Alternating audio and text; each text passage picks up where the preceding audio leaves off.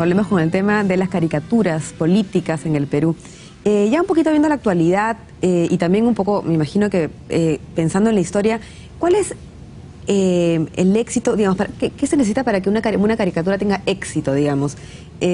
¿No? Humor, crítica, algo más.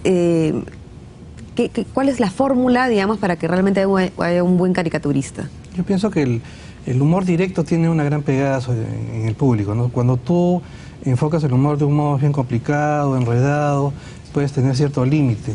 Hay gente que dice las cosas de manera clara. O sea, ¿el doble sentido no funciona en la caricatura? No, puede ser el doble sentido, pero aplicado de una manera mucho más directa, ¿no? El mensaje humorístico es más o menos como el mensaje publicitario. Tiene que ser claro, breve y directo. Si tú te das por las ramas, de repente vas a lograr todo lo contrario. En el caso de los dibujantes peruanos que actualmente tienen tanto éxito, como es el caso de Eduardo, Alfredo, que también tienen... Carlín, que tiene una trayectoria de años, es un humor no solamente ágil, directo, sino también cerebral, muy trabajado. Y eso yo pienso que se logra con la práctica, ¿no? Trabajar y a veces muy fino, pero sí, el muy fino, humor muy fino también puede ser... O sea, estallas de la risa, ¿no? Pero también puede ser muy cotidiano, muy entendible por el común de la gente. Esa es la gran ventaja, ¿no? De estos artistas que dominan su oficio, ¿no? Hay ocasiones en que sí, efectivamente el humor es demasiado fino y ya no logra el impacto sobre las masas que originalmente tenía uno planeado, ¿no?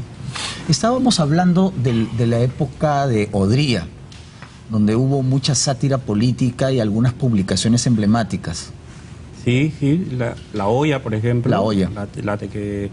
La tenemos nosotros ahí en el Museo del Jurado Nacional de Elecciones, casi completa. La olla, que era un semanario. Era un semanario, aparecía periódicamente un hebdomadario que refleja el momento político del gobierno de Odría, ¿no? Sobre todo el gobierno cuando él es elegido del 50 al 56.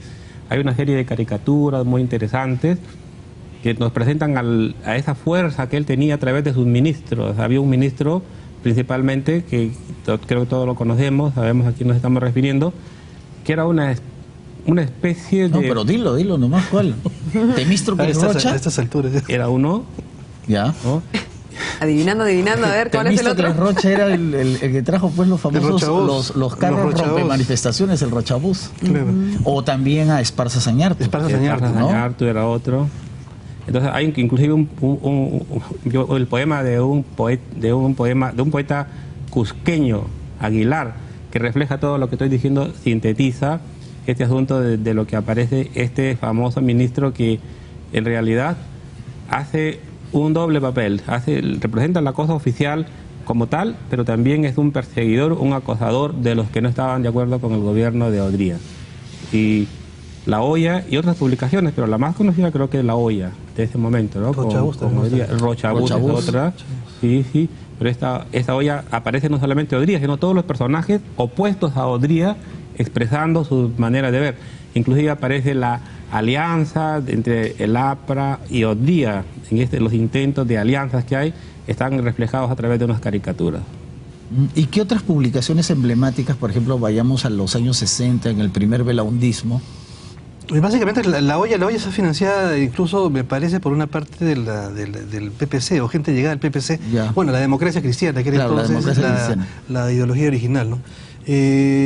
Básicamente muchos de los caricaturistas también se mueven en diferentes periodos, como La Prensa, Expreso, Extra, pero si queremos hablar de un fenómeno de prensa satírica como el que se diera en las 3 primeras décadas del siglo XX, no es equiparable en los 60 por lo pronto, ¿no? Claro. Y Miguel, ¿y un caricaturista puede ser un líder de opinión? Porque tú comentabas hace un momento que hay gente que está a la espera realmente de la publicación de una caricatura cuando ha ocurrido un hecho político, ¿no? Sí, yo estaba mencionando a este caricaturista que es el autor de El Piajeno, es una edición regional. Por eso hay caricaturistas en todo el país, gente que recoge las vivencias y que la retrata con humor, porque una caricatura es el retrato de un momento determinado. Una fotografía. Una fotografía que percibe todo el entorno y a través de una imagen con la exageración de la realidad, pero nos dice algo. Es el caso del Piajeno. Y yo soy uno de los que está esperando continuamente que aparezca esta publicación. La veo ahora por internet, antes la veía de manera real, pero podemos acceder a este universo de la caricatura a través de internet. Y este Luzcor capta todos los entretelones de la política regional, el caso específico de Piura. Así como hace un momento queríamos decir que era Noriega, el ministro de Odría. Zenón Noriega. Zenón Noriega, este famoso ministro de Odría que aparece retratado en estas caricaturas. Acá Luz Cor, que es el seudónimo con el que firma el autor del Pie Ajeno, refleja todo el momento político de Piura, ¿no? Las emociones sociales, enfrentadas algunas veces, pero está ahí. La gente, yo sé que espera con una desesperación, porque en el entorno en el que me muevo, con la gente que estoy siempre hablando, están esperando estas caricaturas del Pie Ajeno. Pero si están esperando es porque no solamente porque quieren reírse, sino porque quieren saber casi la opinión de ese caricatura. O sea, siento que sí pueden ser un líder de opinión, digamos, ¿no? Pueden ser como, digamos, si la gente los sigue. Sí, desde esa perspectiva es así. Yo lo he visto, sin embargo, lo percibo también como una persona así muy imparcial. Yeah. Él aparece, refleja el momento, lo he visto que, como se dice en lenguaje común, no se casa con nadie. Yeah. Él está diciendo lo que pasa en ese momento, aunque le cueste eso a la tranquilidad. Claro. Ahora, pero hay caricaturistas que prácticamente publican todos los días. O sea, a veces me sorprende no solamente la capacidad de producir una caricatura, sino de crearla intelectualmente. En ese caso tienen también lo que le llamamos el colchón, ¿no? Pero tienen una serie de ideas en el caso de que no se le ocurra algo en el día, pero normalmente la creatividad de estos artistas es tal que tienen la habilidad de crear todos los días, a partir de situaciones cotidianas, ¿no? Claro, porque uno podría hacer un texto, un artículo periodístico todos los días, porque uno tiene información. Pero una cosa es hacer un texto y otra cosa es producir una caricatura, o sea, todos los mensajes que tienen que estar incluidos en una sola imagen. Una condensación. Claro. ¿No? La situación humorística en general, ¿no? Plantear eso. Sí, eso también demora un trabajo bastante exhaustivo, ¿no?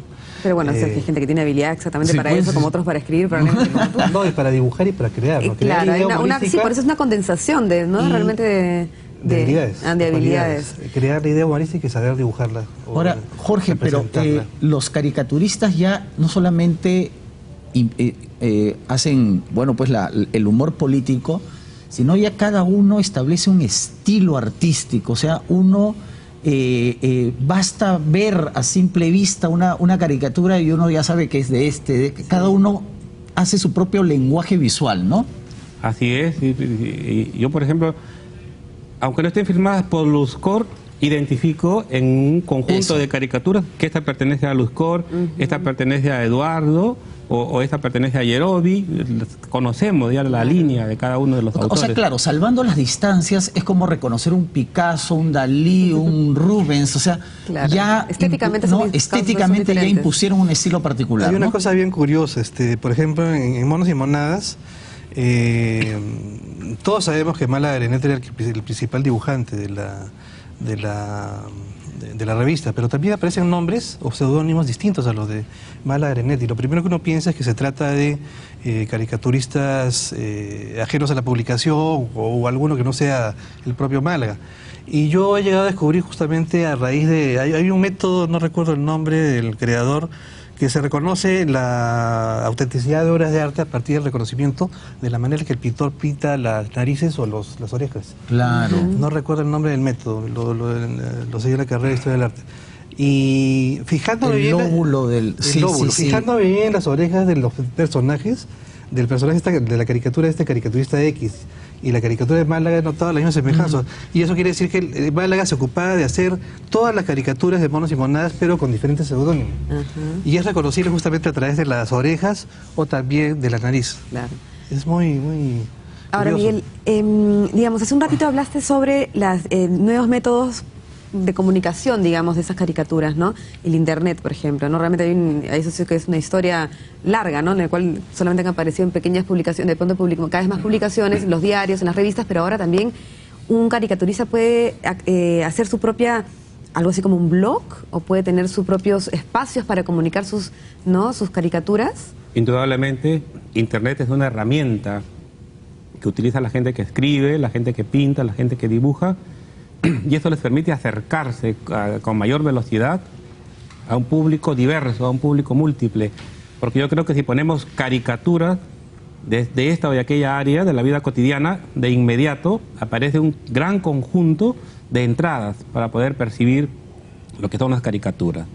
Y Internet, acordemos, en este mundo globalizado nos podemos acercar a caricaturas de cualquier parte del mundo, de cualquier color y de cualquier aspecto de la vida cotidiana. realmente. Ahora, ¿se puede decir que hay un momento dorado de la caricatura política en el Perú? ¿O estamos viviendo uno interesante, ¿no? Porque tenemos a grandes caricaturistas. Yo pienso que el principal periodo hasta el momento de la caricatura peruana fue el vivido entre 1904 y 1931. ¿Ya? Lo que se ha llamado, no por mí, como sale en mi libro, sino por el periodista Rodrigo Silva en los años 70, el periodo clásico de la caricatura peruana.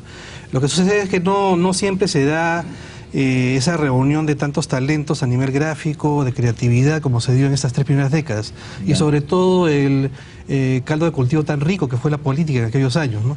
Fueron años decisivos dentro de lo que fue el curso de la nación en el siglo XX. La consolidación del Estado moderno y todo eso. Exacto, sobre todo la época que leía, ¿no? Es Claro. la más significativa de todo el periodo, Ya. ¿no? Y con eso regresamos en el siguiente bloque.